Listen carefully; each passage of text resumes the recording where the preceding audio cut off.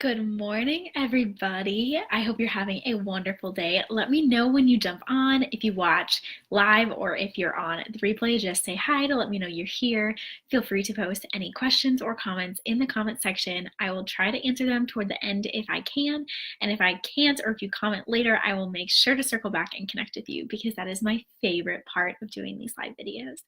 And today I want to talk to you about blind bravery, what it means to trust when the outcome is unknown and uncertain. Because so often we think that bravery is taking these bold steps and taking these risks and making these amazing, bold public decisions. And we think that we have to be certain in order to do that, that we have to overcome that fear, that we have to know what's ahead in order to take those steps. But so often we don't know exactly what's ahead. That's just kind of how life is, right? You're faced with a decision and you don't quite know how it's going to pan out and you're scared. And I want to tell you that, first of all, that is 100% normal. Everyone feels that way when they don't know what the end result is, because that is uncertain and that is scary. And I don't mean to minimize that at all or tell you that that's not okay, because that is very normal. I personally know what that feels like, and I think everyone else in the world does too. All of us are only human, and when we're faced with that kind of uncertainty, we get scared and we start doubting whether we really should make this decision, whether we really should take this risk or take this step, because we're not sure how it's going to pan out. But that fear is really just coming from our our belief that we have to control everything, that we have to know how it's going to end in order to start. But we don't have to know how it's going to end in order to start. That's where bravery comes in. That's why bravery is actually even more important in those situations than in the ones where the ending is predictable. Because when you know how something's going to end, that doesn't take a whole lot of bravery. It's like hoping for something and knowing it's coming. You don't really have to hope for it or wait for it with anticipation.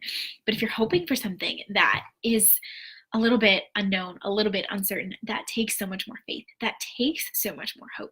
And that's how bravery is too. We need bravery more when we aren't certain about the end result. And so I want to encourage you to embrace that kind of bravery when the outcome is uncertain and unknown, and just cling to it and continue taking bold, brave steps, even when you don't know what the outcome is. Just one step at a time. You don't have to see all the steps ahead of you. You don't have to see the whole path, just the single first step. And then after you get there, you'll see the next step. And sometimes there's some waiting. A lot of times there's a huge element of faith in taking those steps. But it's not up to us to manufacture the results. It's up to us to be obedient in taking those steps. And so often that requires boldness and bravery, but we don't have to stress about what the end result is. I know we so often do because we want to know what the end result is. I'm guilty of that myself. So this is a reminder to me and to all of you. I am definitely in the boat with you there, but we aren't responsible for the results. And that is actually so freeing and so beautiful. And I want to encourage you with that truth today, that it is not our responsibility to make things turn out the way that we want or the way that we imagine. Maybe it will turn out that way, but maybe there's actually something better that we just can't see, can't understand yet. And there's so much hope and joy in that. And there's so much freedom in recognizing that we are called to be obedient, to take this step, to maybe take that risk, to try something new, to be bold and be brave, to stand up for what we believe in, to pursue the things that have captured our hearts, and know that we can take those things and run with those things.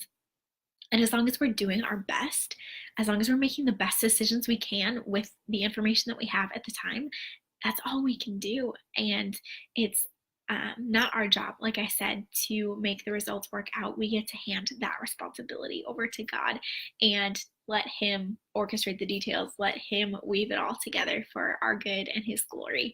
And that's actually a much less stressful and more abundant way to live. And I hope that you embrace that today. I hope that you choose to remember that it's not up to us, but it's up to Him.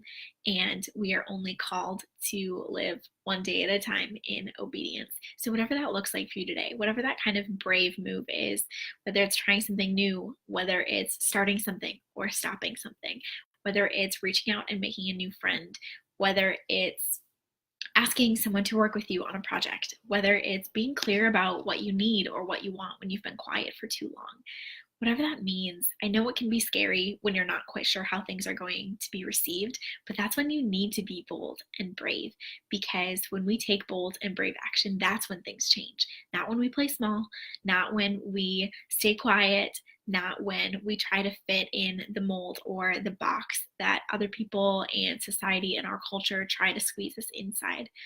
So take that bold step, take that brave step. Even when you don't know what the outcome is, you can hand it over to God. It's not your responsibility, it's not your burden. Take it off your shoulders and lay at His feet, and it will be so much more.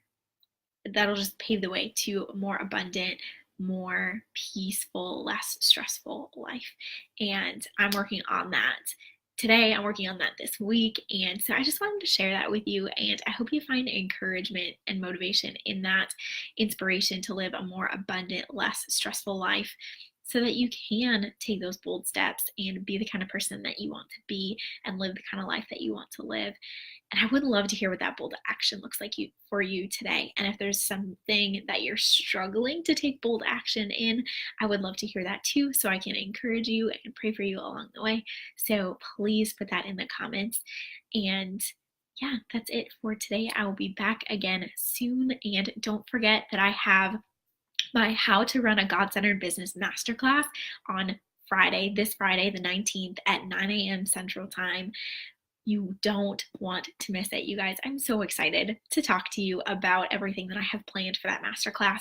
We're going to talk about how to weave your faith into your branding without being weird or pushy, and how to attract like-minded clients and team members, and how to pray for your business, how to handle your finances in a biblical way, how to trust God through the struggles and glorify Him with the successes, and more. And I'm so excited about it.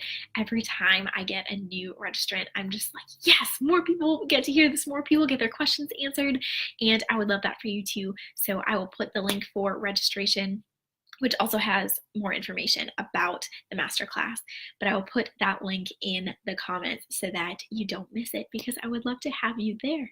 Okay, that's it for today. I hope you have a wonderful rest of your day, guys. I will talk to you again soon. Bye.